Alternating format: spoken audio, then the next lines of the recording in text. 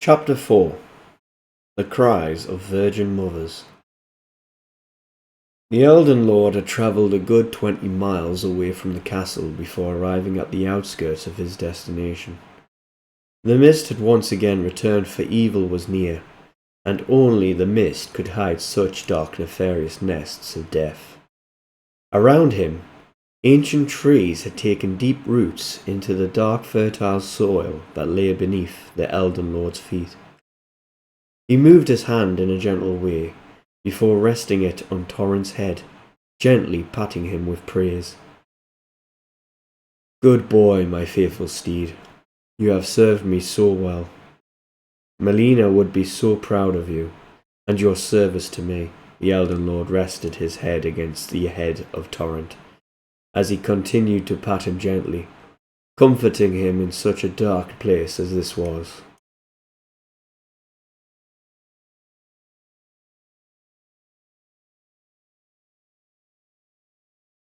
Sherwood Forest was an ancient dark green forest of magical power. Even before the Isles were settled, the place was inhabited by various clans who performed most sinister and powerful sacrifices on the land. These sacrifices brought many boons to magical power in display here, but many curses also. Children from nearby villages would go missing, and somehow the shamans and cultists for fested magics in these dark forests grew stronger and stronger with each disappearance that followed. When the lands were settled, the lords and ladies that reigned here put down these clans, seeing them as aggressors, tricksters, and brewers of death and decay on their power here. They sought to eradicate the natives and colonize the lands for their own. Not even the children were spared. Not even the children were spared from the crusades that followed. Crack! The sound of twigs broken and the rustlings of leaves disturbed. Something was hunting the Elden Lord, and its soul was black and hungry. Torrent was disturbed, looking around, kicking his hooves, restless. The Elden Lord was too disturbed, as there were more than one of them, though he could not see what they were. Oh boy, this is a big paragraph. As the Elden Lord removed his spear that held the red blade from the river of blood katana, it glowed even redder as the enemies started to gather. Eyes of red and evil purpose were revealed when demonic wolves in plentiful number surrounded the Elden Lord and his faithful steed, gathering on all sides for a vicious attack. These creatures of twisted flesh and souls of darkness snarled and growled with hungering bloodlust as they pounced at the Elden Lord. The Elden Lord stood his ground and struck the beast that struck first, impaling it thoroughly, as the Elden Lord's strength was unmatched. The rest of the pack lunged at him, hoping to render the flesh from his bones and feed their dark, twisted bodies into further deadly volition. The Elden Lord put away his spear, and instead unbuckled his black greatsword, as the runes on its surface glowed red. He charged a sweeping attack, and let go his fury upon them. As his sword spun around him, he cleaved multiple demonic wolves into half, some vertically, some horizontally. It did not matter. They were dead. The final attack came as the Elden Lord was soaked in their dark black blood that turned his armour into the armour of death itself. The Alpha revealed himself. Dark black skin twisted by veins of silver, with a coat of white fur, and eyes that were not red but a dark blue, that moved and swirled an evil within them, and as it howled a harrowing shriek, the rest of the wolves attacked, and like the mindless animals they were, the Elden Lord dealt them swift blow and charged the Alpha, who were also reciprocated in kind. It was a fierce battle. As our fierce hero swung his blade, he was stopped by the quick actions of the Alpha, who grabbed his arm and bit clean through the golden armour, and into flesh then bone. The Elden Lord cried out in pain, which was a rare occurrence, but summoned an incantation of fire with his other hand, burning the face of his enemy, searing its fur and flesh as it too also howled in agonizing pain. It let go of the Elden Lord and retreated. The Elden Lord was not going to let his enemy flee, however, and mounted Torrent in quick fashion, downing a crimson flask and grabbing his spear. He chased the vile creature for about a mile into the dark, twisted woods, and threw his spear into the belly of the beast, which screamed and screamed as the red blade had started to viciously eviscerate the innards of the animal. The Elden Lord held his great sword in his hand, and with a mighty lift and a mighty chop, he severed the foul alpha's head from its accursed body, and crushed it with his golden eagle-formed boots, splattering the creature's head over the richly fertile forest floor. Victory! The Elden Lord continued his journey, for it was only a few miles until he reached the location of the next ingredient he required. At the end of the forest road was an estate of farms and a manor. The manor was a fortress by its own regard, as it had walls, a gatehouse of sorts, stables, and various farmsteads outside of it, but yet the place was open and bare, almost welcoming but still misty, haunted, and a presence that was ever watching. A sight of grace appeared on the outskirts by the forest road, and the Elden Lord used the opportunity to prepare himself. He equipped his great bow that writhed with dark energy that would serve him, rather than the dark energy that was often against him. He also took the time to equip various firebombs and poison javelins that he could throw at his enemies, should they get close. He was prepared now. He cast upon himself the incantation of fortified armour, greatly boosting his defences, and made his way in quick fashion towards the estate. The day was noon, and the mist had covered the land in darkness. Figures were seen, however, through the mist, toiling in the fields and mending the fences. Were these the servants and slaves of the queen who resided here? Nevertheless, he continued, for they did not bother him. He made his way to the gatehouse. It was empty of any person or being that would greet or attack him. But a stirring inside the great gatehouse on the second floor gave a shudder to the Elden Lord, and as he tried to take better look from the ground, a gentle laugh of a maiden was heard from the third floor of the manor. Sherwood Manor was a beautiful abode once, that served a lord and lady with pride, and lords across the land would buy the food it produced every autumn. It had 3 towers. Connected to the base structure, 2 towers were master bedrooms with their own lavatories, and the third was a room for painting, and festered a tranquil environment to the artist. There were 3 floors, with the 3 towers on the 3rd floor and various guest rooms on the 2nd, while a granary, kitchen, and sitting area were on the ground. He entered. It was dark, dimly lit, and very haunted, one would say, especially considering the mist outside was heavy, and only a few meters of sight was so generously given. The door closed behind him, locking by some mechanism unseen. Laughter again echoed the place from above, for he was being toyed with, but with caution, as she could sense his power, which aroused her greatly. Various candles had been lighted inside. The floors were a dark oak wood, beautiful and rich, and the walls were painted white and glistened in the candlelight. As our hero turned to the left, he saw the granary that was filled somewhat, and to his right he saw a window to the outside, a garden of herbs.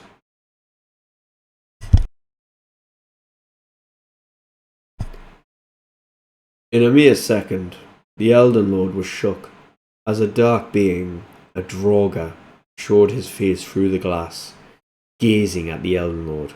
Soulless, without intelligence or will of its own, it went back to tending the garden, as it had done for hundreds of years. The Elden Lord continued to the right, and climbed a beautifully carved stairway to the second floor, looking around for his enemy, but still, hearing the laughter of a dear maiden instead, he climbed to the third floor. He searched the first tower. It was a bedroom in a ruinous state, very lacking and not suitable for rest. He checked the third tower, which was filled with painting supplies and had been recently used. There was a canvas with the painting of a child, whose eyes were torn out, and crimson paint flowed out of them, depicting blood. His attention then went to the middle tower, which was the second. He opened the door, and before him, lying on a bed of black rich wood, with gilded gold carvings and a beautiful red floor underneath it, was the maiden bear, without clothing, and with beautiful form. She smiled at the intruder, welcoming him more as a plaything, a guest. But the Elden Lord knew better. He was dinner. What do we have here then? Here before my eyes. A pretty one are you. Take off your helmet, and your clothes too. Let us have a little fun, shall we? She said, with a lustful charm, as if there was some magic at play here. The Elden Lord felt a heavy control come over him, for he had not put great training into intelligence. He would have surely, if he had not put great training into intelligence, he would have surely fell under her dominion. I don't think so. Your tricks don't work on me, whore. As he said those pounding words that thundered across the walls of that room, her form twisted and changed.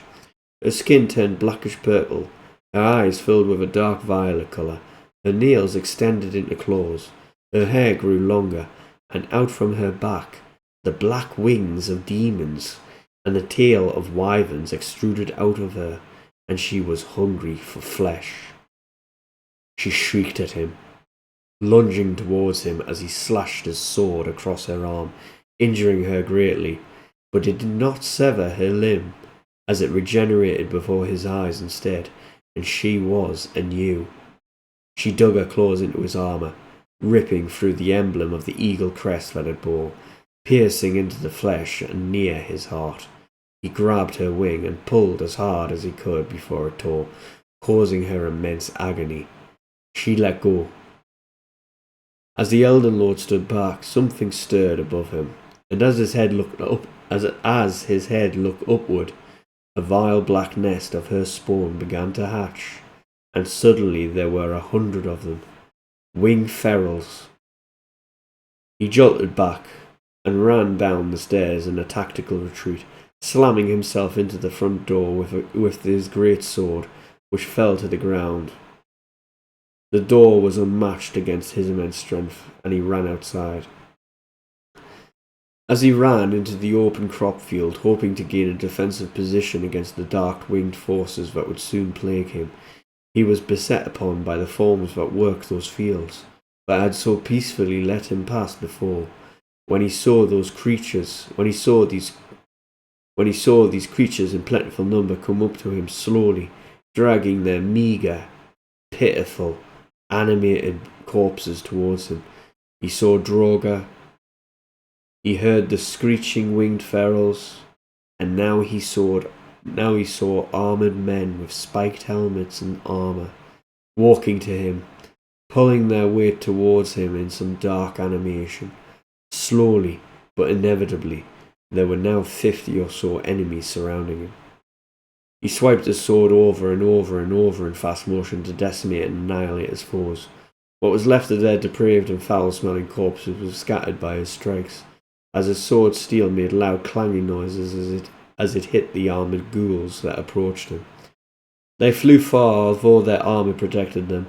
Their impact into the ground shattered their bodies, rendering them inert and useless to the mistress of Sherwood Manor. By now, the Virgin Queen's brood had begun to near, and started to claw the Elden Lord with their vicious talons. These talons could not slice through armour, but they could slice through flesh like butter. Our noble lord would have to be careful of the weak spots in his armour.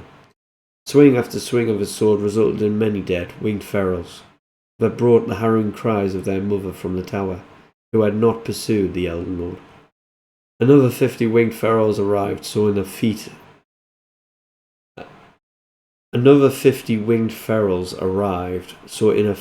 of intellectual prowess, the hero of this story gathered his javelins together, and with each of the 5 he placed a firebomb on each, set it alight, and threw the javelin at the accursed flying flock, detonating mid-air and shredding multitudes of their foam in great number.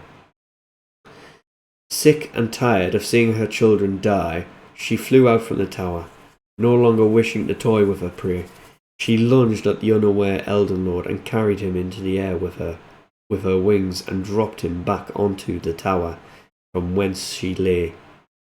And there she shrieked at him, and threw her entire force at him, clawing away at his armour as each talon of hers did immeasurable damage to it. Eventually, she knocked his helmet off from his head, and she gazed into his eyes with hunger. She wanted to eat them, rip them out of his skull and devour them. It was the tastiest part of her prey, and she struck at him once more. Sensing her attack this time, the Elden Lord dodged her attack and grabbed her by the neck, and threw her and himself off the balcony of the tower, impaling the queen with his great sword, and as she hit the ground, along with his heavy armour, her body was broken and malformed, screaming in pain.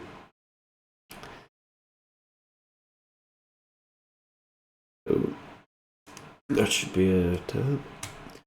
Foul, filthy thing, you challenged the Elden Lord to battle, and like the rest of your kind did so before, you failed, and now here you lie. All I required was a tear from your eyes, but I see now that even although you are in immense pain, you still will not shed a tear for me. Let us see if this will, said the Elden Lord, as he walked only a few meters away from her crippled body, picking up by the neck a hurt winged feral, as it tried to bite him in defense. He paraded it to her as she helplessly watched him rip the wings and talons off from its ugly and warped body. The winged feral cried in immense pain for it to stop, and looked at its incapable mother with fear. Shortly before the Elden Lord snapped its neck, this monster maiden, who indeed had the name Marina, the Virgin Queen, succubus of Sherwood Manor, now began to shed many tears. Good triumphs over evil once again, said the Elden Lord, as he subtly collected her tears in a Liurnian crystal glass vial that had beautiful engravings of flowers upon it. Shortly before smashing his armoured fist straight into the Queen's head, ending her predatory reign once and for all.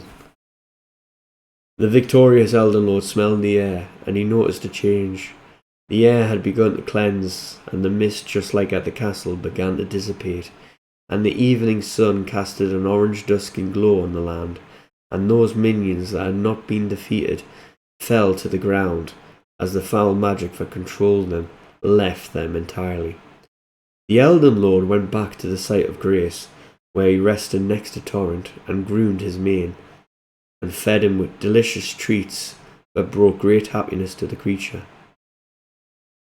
As he meditated, he boosted his strength twice, and his endurance.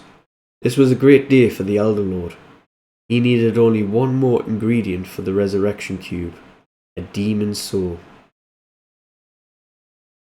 That was chapter 4. See you in the next chapter.